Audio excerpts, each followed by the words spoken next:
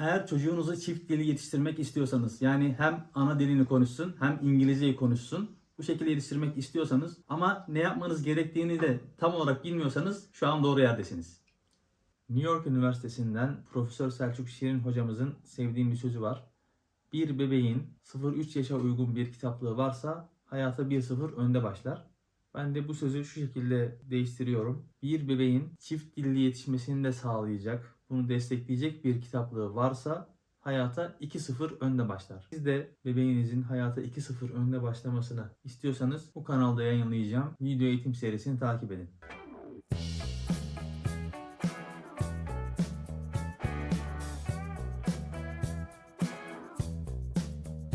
Hoş geldiniz. Hoş bulduk. Merve benim eşim. Her an doğum yapabilir şu an. 38 hafta 5 günlük gebeyim şu an. Çocuğumuzu çift dilli yetiştirme kararı aldık. Bununla ilgili araştırma yaptık. Yeterli bir kaynak olduğunu düşünmüyoruz eşimle beraber. Bu yüzden biz çocuğumuzu yetiştirirken diğer insanlar da bu konuda faydalansın diye böyle bir karar aldık. Ayşe sen de hoş geldin. Merhaba, hoş bulduk. Bugün misafirimiz. Evet, ben bugünlük bir misafirim. Bu süreçle alakalı bende 3 yaşında bir kızım var. Aslında yapmak istediğim şeyleri yapamadım. Süreçle alakalı kaynak sıkıntısı yaşadım. Ne yazık ki eşim ve ben de İngilizce konusunda yeterli değildik. Ben de bu konuyla alakalı merak ettiklerimi, öğrenmek istediklerimi sormak için bugün buradayım. Hoş geldin. Hoş bulduk. Ben İngilizce mühendisi, hem İngilizce öğretmenliği hem bilgisayar mühendisliği mezunuyum. Ben Merve, eşim hemşire görevindeyim. Şu an kendim aktif olarak çalışıyorum, hemşireyim. Ben 2 kızım var. Biri 10 yaşında. Şu an İngilizce eğitimini okulda gördüğü kadarıyla alabiliyor. Birazcık yardımcı olmaya çalışıyorum ama maalesef yeterli değil. Dediğim gibi 3 yaşındaki kızımla aslında ben bu serüveni yaşamayı çok istedim. Çok da güzel bir yöntem olduğuna inanıyorum. Ama yapamadım çünkü bu konuyla alakalı araştırmalarıma rağmen gerekli kaynak bulamadım hiçbir zaman. Nasıl yapmam gerektiğiyle alakalı bir bilince sahip değildim. Sizinle konuştuğumda aslında çok da fazla bilgi açığının olduğunu fark ettik. Bu konuda, bu platformda böyle bir şeyin olması herkes için çok yararlı bir program olacak ve yararlı konuşmalar olacağına ben inanıyorum. Çünkü bu konuşmalar sonrasında aslında İngilizce bilen, yeterli olan insanların da bilgi yetersizliğinden dolayı çocuklarına maalesef bu şekilde bir eğitim veremediklerini gördük. Buradan yola çıkarak da zaten aslında sizin kendi bebeğinizi yetiştirme sürecindeki çabanızla güzel bir video ortaya çıkacağına inanıyorum ben. Ben en başta şunu sormak istiyorum. Ben İngilizce'de yetersizim. Eşim de aynı şekilde, yani yeterli seviye İngilizcemiz yok. Ben böyle bir süreçte çocuğuma ne kadar yardımcı olabilirdim? Çift dilli büyümesi hususunda neler yapabilirdim? Ben bunu merak ediyorum. Şimdi öncelikle çocuğunu çift dilli yetiştirmek için ana dili seviyesinde bir İngilizceye gerek yok. Bu şart değil. Zaten hani insanların büyük bir çoğunluğu da bu seviyede İngilizceye sahip değil. Yani insanların belki %90'ı başlangıç seviyesi İngilizceye sahip ama hemen hemen hepsi çocuğunu İngilizce ile birlikte İngilizceyi öğrenerek yetiştirmek konusunda da bilince sahip ama tek sıkıntı ne yapmaları gerektiğini bilmiyorlar. Yani zaten İngilizceleri yeterli değil bir kısmının. İngilizcesi yeterli olan küçük bir kısım var. Onlar da bu konuda nasıl bir yol izlemeleri gerektiğini farkında değil. Onu bilmiyorlar. Ben de zaten aslında bu kanalı açmaktaki, bu projeye başlamaktaki amacım bu. Bana daha önce çok sorular geldi çevremden. Hani küçük çocuğu olan arkadaşlarımdan, tanıdıklarımdan. Çocuğuma ne yapabilirim? Tabii ben o çocuğun o andaki yaşı neyse, kaç aylıksa veya kaç yaşındaysa, gelişim evresi neyse ona göre birkaç tavsiyede tabii bulunuyorum. Ama ayaküstü bir sohbette ne kadar bir tavsiyede bulunabilirim? Ben bir oyun tavsiye etsem, o oyunda çocuk 3-5 kelime öğrenecek. Bir süre sonra o oyundan sıkılacak. Veya tam onları öğrendi ama bu sefer başka bir şeye geçip diğer 3-5 kelime daha öğrenmek lazım. Böyle üzerine koya koya gitmek lazım. Ben ayaküstü bir sohbette bunları tabii yapamıyorum. Ben ilk konuştuğumda çocuk diyelim ki 18 aylık. Bir daha gördüğümde çocuk 24 aylık olmuş oluyor. O arada aslında çocuk için çok önemli bir süreç. Kısa bir süre değil yani. Ben de üniversite yıllarımdan itibaren çift dillilik, çift dilli eğitim benim ilgi alanımda. Ama kendi çocuğum olmadığı için bunu bir YouTube kanalına çevirmek veya üzerine aşırı düşerek bir program geliştirme fırsatım olmadı. Kısmetse birkaç hafta içinde, hatta belki bu videodan sonra hemen de hastaneye gidebiliriz, belli olmaz. Yani ben kendi çocuğuma yaptığım her şeyi belli bir müfredata dayandırarak yapıyorum. Siz de beni taklit ederek, benim yaptıklarımı yaparak çocuklarınızı çift dilli yetiştirebilirsiniz. Bunun bir başlama zamanı var mı? Ne zaman başlanmalı buna? Yani doğumdan önce mi başlanmalı? Doğumdan sonra ne zaman başlanmalı? Ya da geç kalınmış ya da erken başlama gibi önemli olan böyle hani dönüm noktaları var mı özellikle bu süreçle alakalı? Evet, burada dil öğretimi ve dil edinimi konusuna girmek gerekecek. Dil edinimi bizim farkında olmadan dili kendi kendimize veya işte etrafımızdaki girdiler sayesinde kendi kendimize edinmemiz. Yani dil öğrendiğinin farkında değil çocuk. Mesela sen Türkçeyi nasıl öğrendin veya kızın nasıl öğrendi Türkçeyi? Aynen, tamam. Oturup da ders işler gibi öğretmedi kimse. Etraftan girdiler sayesinde işte annesi, babası, çevresi, bir yaş daha sonra televizyon, internet bu şekilde girdiler sayesinde. O zaman çocuğun büyümesiyle doğru orantılı mıdır bu? Tabii çocuk ana dilini diyelim ki öğrendi, artık anlamlı cümleler kurmaya başladı. Bu saatten sonra dil edinimi artık zor. Ona artık dil öğretimi lazım. Onun için ben farklı bir video çekeceğim. Hani çocuğun 18 aydan itibaren aşağı yukarı oluyor. Veya tabii çocuğun gelişim süreci çocuktan çocuğa değişiyor. Belki kimisi 15 aydan sonra olur. Kimisi 24 aydan sonra olur. Oradan sonraki kısım artık dil öğretimine giriyor. Bizim burada yapacağımız ilk iş, asıl amacımız dil edinimi. Bu da anne karnından itibaren başlıyor. Anne karnından itibaren çocukla İngilizce konuşmaya başlayabiliriz. Çocuğa İngilizce bir şeyler dinletebiliriz. Oradan itibaren başlıyoruz. Asıl doğumdan itibaren başlayacak. Tabii uzun bir süre çocuk bize karşılık vermeyecek. Belki de bir yaşına gelene kadar, bir yaşına geldiğinde bir iki kelime anca kuruyor olacak ama çocuktan karşılık alıp almamak önemli değil. Önemli olan o çocuğa o girdiği vermek. Çocuğu İngilizceye maruz bırakmak. Çift dilli yetiştirmenin çocuğun konuşma süreci üzerinde bir etkisi var mı? Geciktirme, ya ailelerin böyle endişeleri de var. İşte çocuğun konuşma süresini geciktirme gibi bir şeyi var mı? Bununla ilgili kanıtlanmış bir çalışma yok. Çocuğun dil gelişimindeki gecikme tek dilli yetişirken de olabiliyor aslında. Yani etrafınızda görmüşsünüzdür. Kimi çocuk çok erken konuşuyor. Halbuki tek dile maruz kalmış, tek dilli yetişiyor. Diğer bir çocuk gene tek dilli yetişen daha geç konuşuyor. Yani aslında bunun bir etkisi yok. Çift dilli yetişmenin konuşmayı geciktirdiğine dair herhangi bir kanıtlanmış veri yok. Hatta ünlü dil bilimci Noam Chomsky var. Onun bir teorisi var. Çocuklarda dil edinim aygıtı gibi bir şeyden bahsediyor. Çocuklarda, daha doğrusu bebeklerde dil edinim aygıtı var. Bu beynin diğer bölgelerinden farklı çalışıyor, ayrı çalışıyor ve çocuk bu dönemde, bu aygıtın aktif olduğu dönemde dil edinimine çok yatkın. Aynı anda birkaç dili edinebiliyor ama yaş ilerledikçe bu aygıt işlevini kaybediyor. Mesela tarihte bunun bazı örnekleri de var.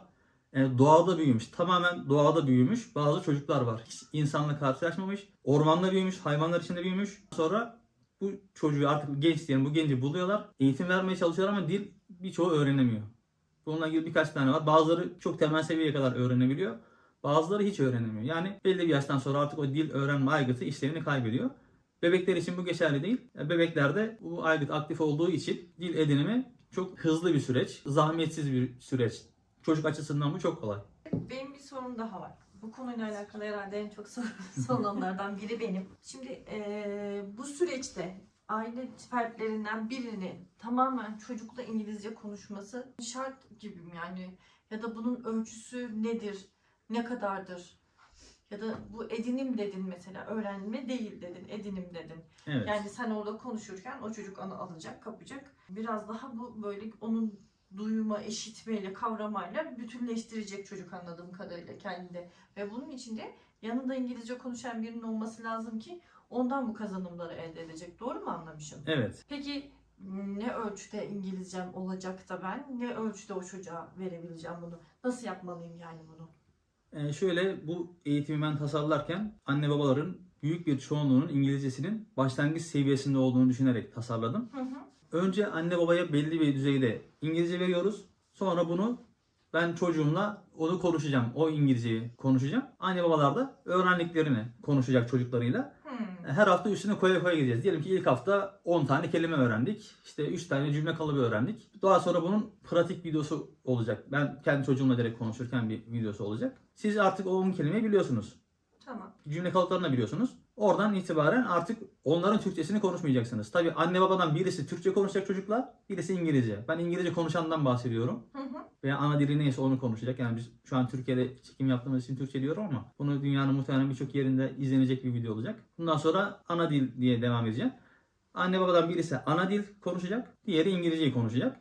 İngilizce konuşan da diyelim ki o kalıbı artık İngilizcesini öğrendi ya, artık o onun Türkçesini konuşmayacak. İkinci haftaya geçtik. Mesela uyku saati geldiği Türkçe söylemeyecek artık. Evet, Ya da işte yemek zamanı. Bunu evet, anne ya da baba hangi birey ya da işte çocuğun yetiştirici bireyleri kimse yanındaki sadece o kalıplarla mı söyleyecek o cümleleri sürekli? evet. Yani ilk haftayı düşünelim. İlk hafta 10 kelime öğrendik. 3 Evet. tane cümle kalıbı öğrendik. Evet. Onları kullanacağız. İkinci hafta Heh. bir 10 kelime daha öğrendik. 3 tane daha cümle kalıbı öğrendik diyelim ki. Ne oldu? Artık 20 kelime biliyoruz.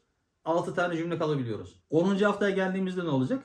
100 kelime biliyoruz. 30 tane cümle kalıbı biliyoruz. Anladım. Bu şekilde üzerine koya koya gideceğiz. O yüzden anne babalar da ne kadar erken başlarsa o kadar iyi bu eğitime. Onların da seviyesi. Onların da seviyesi Tabii. ilerleyecek. Yani ne olacak? Anne babalar İngilizce öğrenmiş olacak. Çocuk İngilizce edinmiş olacak. Ebeveyn de öğrenecek bildim yani bu süreçte aslında. Evet, işte anne Kendini babalar. geliştirecek. Evet, tabii. Bu da güzel bir şey olacak ama biraz da bu onun içinde kalıplarda vesaire hani günlük yaşama uygun mu olacak bunlar? Nasıl bir şey olacak? Şimdi ben bilmiyorum hiç o yüzden. Hani bana mesela ne öğreteceksin sen ya da ben nasıl şeylerle yola çıkacağım? Şöyle, şimdi kendi ana dilini düşün. Tabii. Çocuğunla ne konuşuyordun? Çocuğun Mesela bir okula haftalıkken gidiyoruz sabah. veya bir haftalıkken bir ne konuşuyordun? haftalıkken. 2 haftalıkken ne konuşuyordun? Onların İngilizce yani doğrudan Hmm, günlük yaşama doğru. yönelik olacak.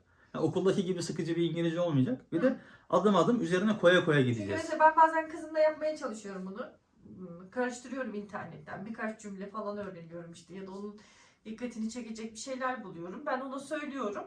Diyor ki ne diyorsun sen anne anlamıyorum ben. Şimdi benim çocuğum 36 aylık ve ben bu süreci 36 aylıkta başlayacağım. Bana diyor ki anne uf ne diyorsun anlamıyorum ben seni deyip dönüp gidiyor dinlemiyor mesela beni. Evet, şimdi senin çocuğun o dil edinimi kısmını birazcık artık geçti. Geçti. Dil öğretimine geçmen lazım senin. Yani o yüzden sen bu eğitim için biraz geç kaldın aslında. Ama sen dil öğreten, çocuğuna ufak ufak dil öğretmeni sağlayan tavsiyede bulunacağım. Onun için ayrı bir video çekeceğim. Tamam orada buna devam edeceğiz. Evet, yani O buradaki zaman asıl... şimdi bir haftalık bebeği olan bir insan bebeğini ne yapar? Berkok ben bir haftalıkken Hı hı. halime geri dönüyorum şimdi. Videoları falan izliyorum bazen hani. Bakıyorum işte ne diye seviyorum işte güzel kızım canım yavrum falan öyle seviyorum. Bunları mı hani günlük kullanımdaki cümleleri mi insanlar söyleyecekler? Ya da işte dil becerileri çok iyiyse zaten normal konuşacak. Onun çok bir problemi yok aslında. O sadece senin söylediklerini uygulamaya başlayacak. Ama işte problem benim gibi dil olmayan insanlar o zaman cümle kalıpları öğrenecekler dediğim kelimelerle onlarla yaklaşacaklar çocuklara ve bu süreçte hep İngilizce mi ilerlemeye çalışacaklar? Evet, mümkün olduğunca hep İngilizce olacak. Yani tüm Yani bu bir öğrendi. bayansa anne karnında yani bir bayan hamile kaldığını öğrendi. Başlangıçtan itibaren hep çocuğuyla İngilizce diyalog kurmaya çalışacak. Doğru mu? Tabii yani mümkün olduğunca bunu yapacak. Dediğim gibi bu videolar basamak basamak adım adım gidecek. Üzerine birike birike gidecek. Zaten belli bir yerden sonra günlük ihtiyacını sen de anne olarak İngilizce karşılıyor olacaksın. Çocuğun da zaten buna maruz kaldığı için o da seni anlıyor olacak.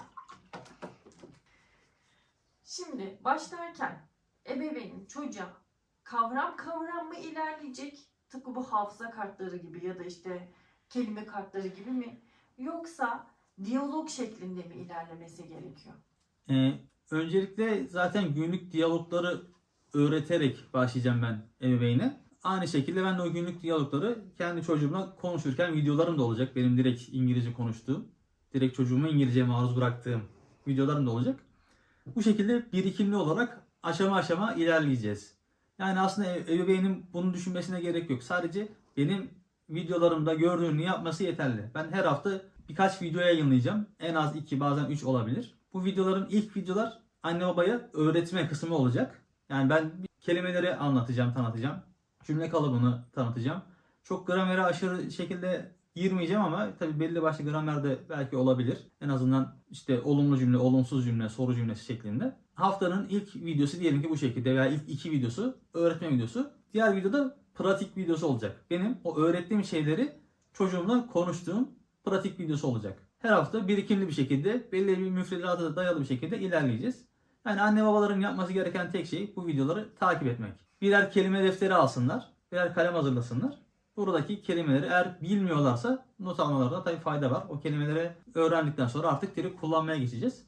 İlk aşamada materyaller sadece internet. Yani sizin Yani videolarınız YouTube Evet. ve bir defter bir kalemden itibaren Evet. ilerleyecek. Sonrasıyla alakalı. Ya, İleriye dönük tabii daha başka düşüncelerim var. Hı hı. Şu an tasarım aşamasında olan kitaplarım var. Çocuğum kitaba ihtiyaç duyduğu zamana geldiğinde benim o kitabım muhtemelen yayınlanmış olacak. O kitaplarım, birkaç farklı kitabım var. Kitap okuma seanslarımız olacak. Hem Türkçe kitap okuyacağız çocuğumuza çünkü hem Türkçe de öğrensin istiyoruz ve ana dilini de öğrensin istiyoruz. Hem de İngilizce okuyacağız. Anne baba zaten o seviyeye gelmiş olacak o aydan itibaren. Yani çocuk kitaba yavaş yavaş maruz bırakılmaya başlayacak. Orada anne babanın da seviyesi oraya gelmiş olacak. O halde bu süreç aile için bütçe olarak gayet uygun yani. Bütçe olarak kimseyi zorlamayacak. Bunu da düşünmemiz lazım. Tabii yani İngilizce insanların konusunda. çocuğuna İngilizce öğretmek için işte Çok özel ciddi- okullara gönderdiği, kurslara gönderdiği, Yani hatta bütçe ayırmalarına üniversitede gerek yok. tabii üniversitede bir yıl hazırlık okumak demek, bir yıl masraf demek. Yok şu an mesela o insanlar İngilizce öğretmek için çocuklarını uygulamalarda satın alıyorlar. Hı hı. İşte online vesaire farklı birçok şeye başvurabiliyorlar ve bunlar gerçekten çok maliyetli.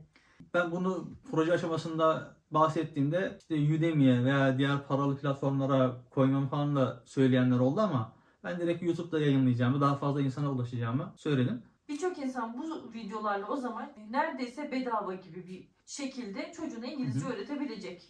Evet. Video sadece yapması gereken tek bir şey var. Videoları takip edip sizden öğrendiklerini çocuğuna öğretecek. Aşama aşama hem kendi İngilizce seviyesini artıracak hem de çocuğunu aynı şekilde İngilizce olarak ilerletebilecek. Evet, aynen bu şekilde olacak. Yani zaten zamanı geldiğinde dediğim gibi o kitaplara yönlendirme olacak. Sadece günlük konuşma değil. Yere gelecek oyunlar tavsiye edeceğim. Oyun oynayacağız çocuğumuzla. Yere gelecek şarkı söyleyeceğiz. Ve 18. aydan itibaren de artık ufak ufak çocuğumuza ekran da göstermeye başlayacağız. O andan itibaren de tabii tavsiye edeceğim. Çocuğun o gelişimine, o sürecine uygun çeşitli diğer YouTube kanalları olacak. Gene bunları da mümkün olduğunca ücretsiz kaynaklardan seçmeye çalışacağım. Diğer daha başka güzel YouTube kanalları da var. Oradaki videoları çocuğumuza yeri geldiğinde izleteceğiz 18. aydan itibaren. O zaman şöyle diyebilir miyiz? Hem maddi hem de İngilizce seviyesi olarak insanların yeterlilik aşamasını artırabileceği yani çok da kriter olmaksızın Evet. çocuğuna İngilizceyi çok rahat öğretebilecek. Bu Tabii. bir. Yani ilk zaten Yani aile için kazanımlarına bakıyoruz şimdi sizin videolarınızın. evet yani ilk videodan itibaren şunu anlayacaklar zaten. Anne babanın İngilizcesinin sıfır düzeyinde olduğunu baz alarak ben Evet. bunu Bu şekilde yapacağım. mi Evet. hazırlayacaksınız? Evet bu şekilde hazırlayacağım. İngilizcesi biraz daha iyi olan anne babalar Yöntem öğreneceksiniz. tabii onlar da yöntem görmüş olacaklar. Yani onlar tabii orada anlatılan kelimeleri biliyorsa onu artık not almasına gerek olmayacak. Bunu anne babalar zaten kendisi biliyordur. Neyi bilip neyi bilmediğini. Bilenler o videoları belki hızlı geçecek ama bilmeyenler için de kendilerinin öğrenebileceği bir süreç olacak. Video aralığınız ne olacak peki? Ailenin buna hani bir bütçe kısmı çok güzel, çok ulaşılabilir ve çok kolay, rahatlatıcı. Peki zaman açısından baktığımız zaman videolarınızın sıklığı, süresi bu nasıl olacak? Şöyle her hafta 2 veya 3 video olacak. Haftanın son videosu uygulama videosu. Yani benim çocuğumla direkt konuştuğum video. Diğer ilk videolar yani ilk bir videoda olabilir. Uygulamadan önce 2 videoda olabilir. O konuya göre değişir. Onlar da yani 8-10 dakika aralığında muhtemelen. Tabii şu an henüz onları çekmeye başlamadığım için bilemiyorum ama çok uzun olmayacak onlar da. Videonun dönütlerini sizden mi alacağız biz aslında bir taraftan da? Yani videolarınızın çekim aşamasında kendiniz bunu çocuğunuzla uygulayarak da Evet. uygulanabilirliğini, kolaylığını kanıtlamış olacaksınız. Evet. Yani internette aslında şöyle çok videolar var. Özellikle Instagram'da falan da ben denk geliyorum. Yani çocuk işte 4-5 yaşına gelmiş. Annesiyle babasıyla hem ana dilini güzel konuşuyor hem İngilizceyi konuşuyor ama o sürece nasıl gelmiş? Onu da ben göstereceğim. Ben bu tür videoları görüyordum. Yani sizin bahsettiğiniz gibi sosyal medyada bu tür çocuklar var 3-5 yaş aralığında. Ana dili gibi İngilizce ve Türkçe konuşabiliyor. Ana dili gibi hikayeler anlatıp işte İngilizce masallar anlatabilen çocukları görüyorum ama sürecin bu kadar uygulanabilir olduğunu da düşünmemiştim yani. Söylediğinize göre hani eğer takip edilir videolar düzenli bir şekilde kelimeler öğrenilip çocuğa da edindirilirse herhalde çocuk 5 yaşında geldiğinde mi tam ana dili gibi konuşabilecek? 3 yaşına mı geldiğinde mi konuşacak? Nasıl olacak? Yani gördüğüm videoları siz tamamen hani İngiliz ben biraz daha böyle daha fazla efor sarf edildiğini zannediyordum işin doğrusu. Daha çok işte maddi ve zaman olarak vakit ayrılacak hem de maddi efor sarf edilecek programlar olduğunu düşünüyordum. Ama bahsettiğinize göre öyle olmayacak. Yani bu işte dediğim gibi anne babanın İngilizce seviyesine göre değişiyor. O Ben ana dili gibi konuşabilen çocuklar sizin videolarınızla ve öğretimlerinizle aileye belli bir yaşa geldikten sonra ana dili gibi İngilizce dilini konuşmaya devam edecek. İkinci bir dili olacak. evet, iki ana dilde yetiştirmek zaten maksat. Şimdi 18 aydan önce ekran zaten yasak. Birçok pedagog bunu tavsiye ediyor. Ama 18. aydan itibaren çocuğumuz yavaş yavaş ekranda maruz kalacak. Zaten oradan itibaren çocuk daha fazla girdiye sahip oluyor. Hı hı. Hedef dille ilgili, yani İngilizce ile ilgili. Böyle olduktan sonra zaten anne babasının seviyesine artık yavaş yavaş geçecek. Yani çocuk 5 yaşına geldiğinde İngiltere'de veya Amerika'da yaşayan 5 yaşındaki bir çocuğun seyrettiği çizgi filmi seyredecek ve onu rahat bir şekilde anlayabiliyor olacak. Veya gene 5 yaşındaki bir çocuk seviyesinde İngilizce konuşabiliyor olacak. Yani Amerikalı bir çocukla 5 yaşındaki bir çocukla denk geldiğinde beraber oyun oynayabiliyor olacak, anlaşabiliyor olacak. Bununla Tamam, ilgili de aynı farklı özellik. projelerim var. Yani umarım hayata geçirebilirim. Merve bize küstü. Sen hiç sormuyor. Yo, ben dinliyorum. Çok iyi bir dinleyiciyim. Bunun aile için yararlarından bahsedildi zaten. Hani Yani çok ekonomik, çok Aynen, böyle az bir ailede- zamanla.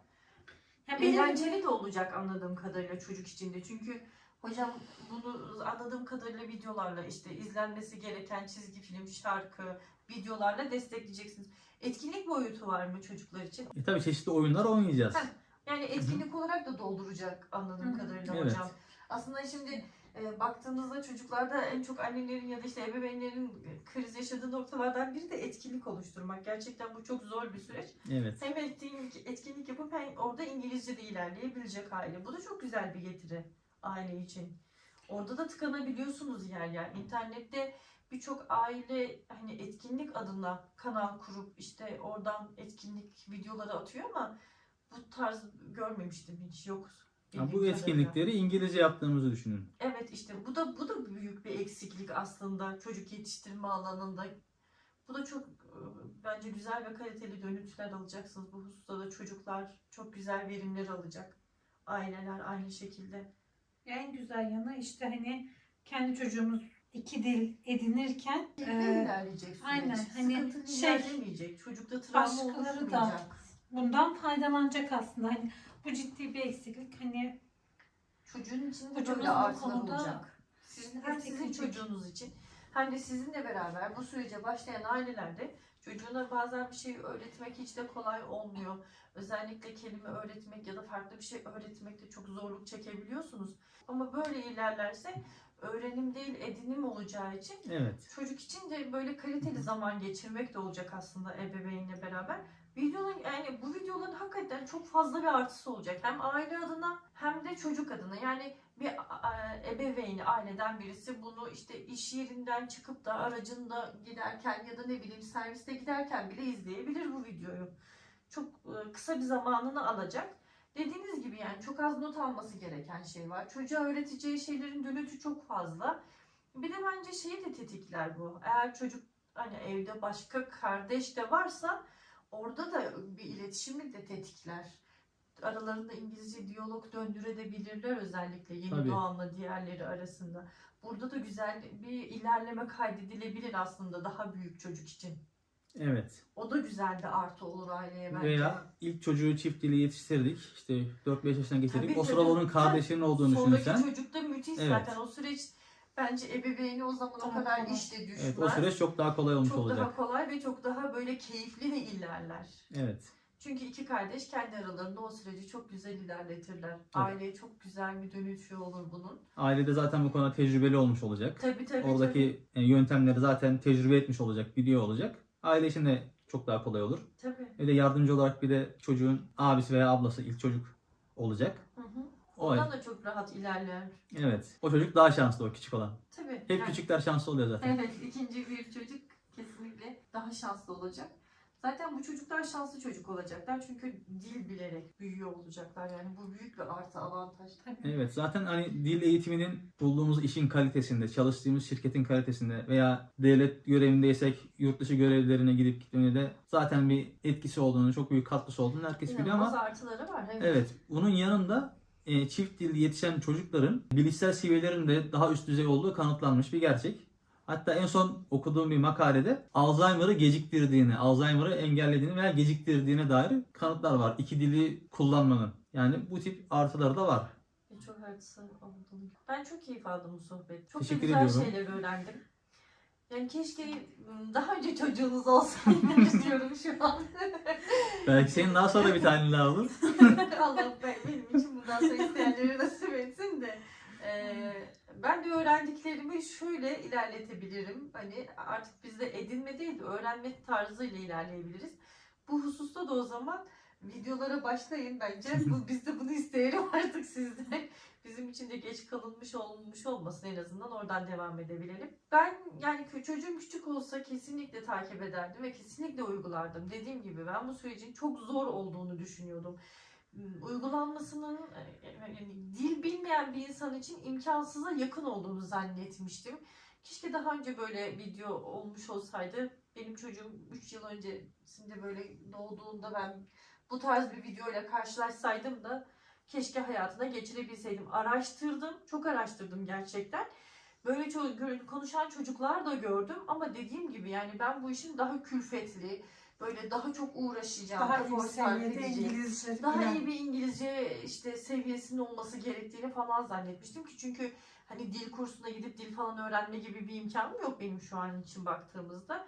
Ama eminim benim gibi birçok anne bunu böyle gördüğünde eğer uygularsa hakikaten çok güzel ilerler ve çok güzel başarılar alır, yani döndüler alır çocuklarından. Umarım birçok insana ulaşır videonuzla. Hakikaten böyle çocuklar için güzel şeyler olur. Sizin de amacınız bu zaten. Yani Çocuklar için dünyayı biraz daha güzel Evet. yaşanılır bir yer kılmak. Daha işte istedikleri yeri tercih edebilir. Farklı bir yerler görme adına. Hayatta tercih olanağını arttırmak. evet. Bitiriyoruz galiba. Başka soru. Benim başka sorum yok. Ben Tamam, gerçekten çok aydınlandım. Çok teşekkür ederim. Buradakiler haricinde bir sorunuz, merak ettiğiniz bir şey varsa aşağıda yorumlar kısmına yazabilirsiniz. Belki bir de soru cevap videosu çekeriz izleyicilerden gelen sorularla. Bize destek olmak için kanala abone olmayı ve videoları beğenmeyi unutmayın. O zaman kaleminizi, defterinizi hazırlayın. Eşimin doğumundan sonra görüşmek üzere. Hoşça kalın.